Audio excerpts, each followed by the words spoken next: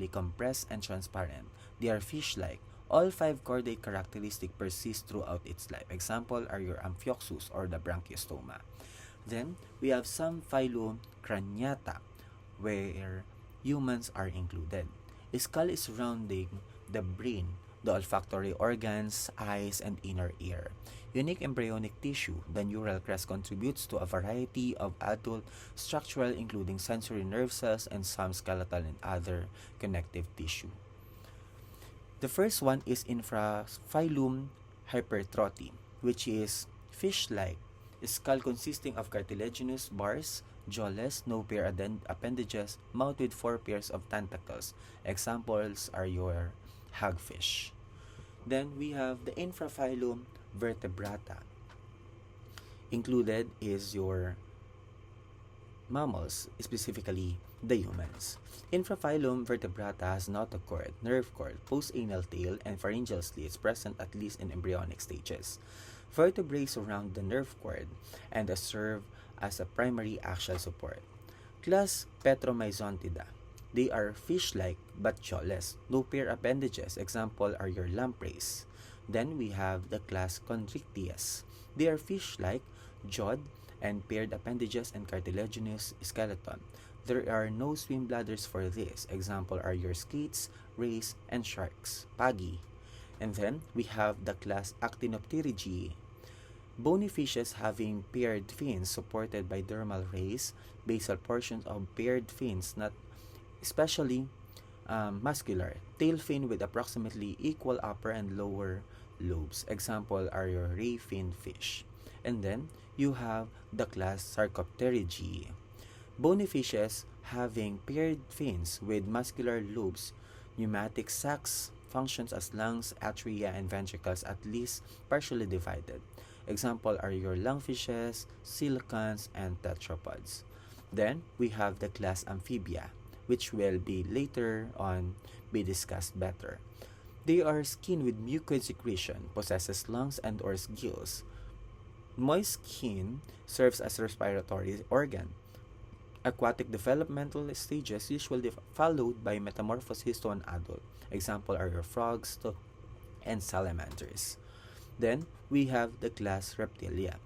Dry skin with epidermal scales, amniotic eggs, terrestrial embryonic development. Examples are your snakes, lizards, and alligators. And then the class Aves or the birds. Feathers used for flight efficiently regulating the body temperature. They have amniotic eggs. Example are your birds. And then the class Mammalia. Bodies at least partially covered by hair, endothermic young nurse from mammary glands, amniotic eggs, and the mammals. We have the tetrapods. The tetrapods or the tetrapoda would include Amphibia, Reptilia, Aves, and Mammalia.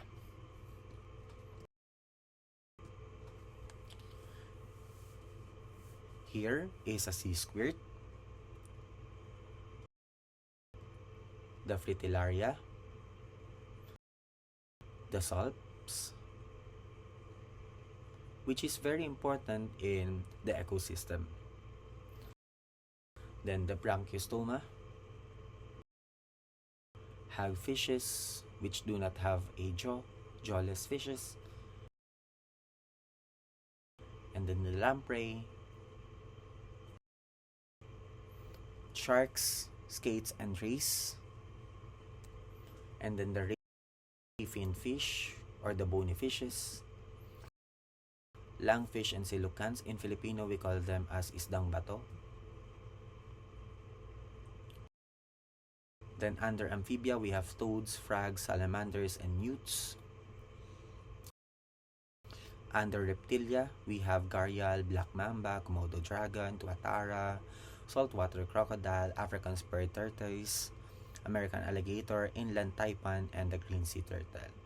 And then some other birds would include songbirds, owl, kingfishers, doves and pigeons, loons, emus rheas, ostrich, kiwis, cassowaries, woodpeckers, hummingbirds, sandpipers and seagulls, parrots and macaws, geese, swans and ducks, and hawks, eagles, and vultures. Some mammals would include your bats, pangolin, odd-toed hoofed animals such as donkeys and kangaroos or other marsupials, insect eaters, dugongs, manatees, pikas, hares, and rabbits. Even elephants is included on this one. This one depicts to us the whole of the Ambulacraria, the division between the Hemichordata and the Chordata. Now we can see right here that Urochordata has pharyngeal basket, a loose xylem, and a tunic compared to that of the Cephalochordata, which has a buccal apparatus as its unique characteristic. And then lastly, we have the Craniata on the higher level of the Chordata. They have endoskeleton including a cranium, and enlargement of the neural tube forms a three-brain part. Now, we go to specifically the amphibians, the first terrestrial vertebrates, and the reptiles, the diapsid amniotes.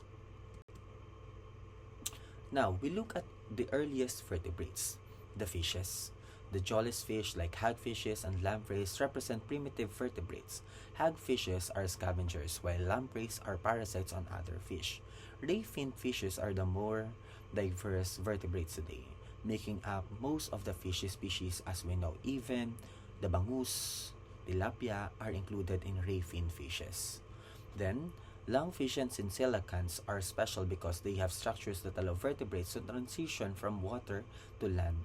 They have lungs or lobe fins that could support movement. Now let us tackle. We have the subphylum Craniata. Under it is the infraphylum Hyperotroti, which are fish-like, including hagfishes.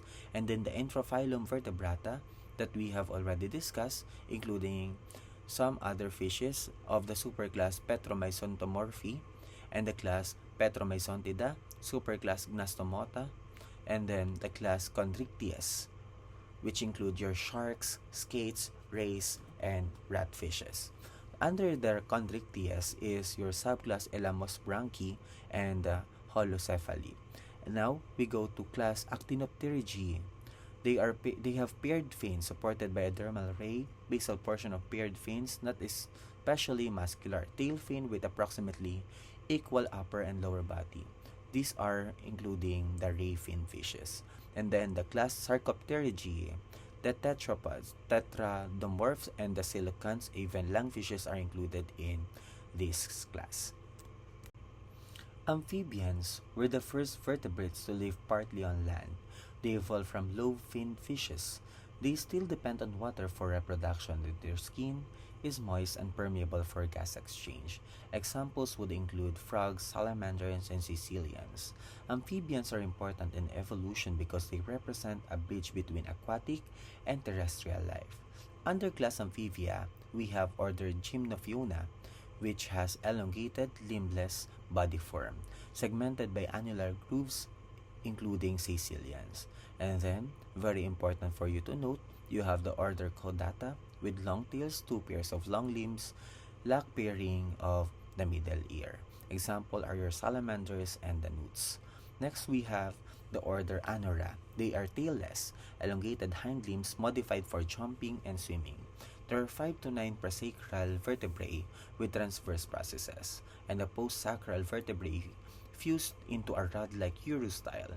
The tympanum and larynx were developed, including your frogs and toads. Now, we see right here the skeleton of the amphibians. The first one is a salamander skeleton divided into 4 regions: the cervical, the trunk, and the sacral and the caudal region. The second one, letter B, is an interlocking process called zygapophysis, preventing twisting between the vertebrae. Then, we have a frog skeleton showing adaptation for jumping. Note the long back legs and the firm attachment of the back legs to the vertebral column through the ilium and the urostyle that allows for jumping or swimming motion. This one represents to us the amniote phylogeny that would include the Mammalia and some other lineages such as birds, lizard lineages, gecko lineages, and even turtle and crocodile lineages.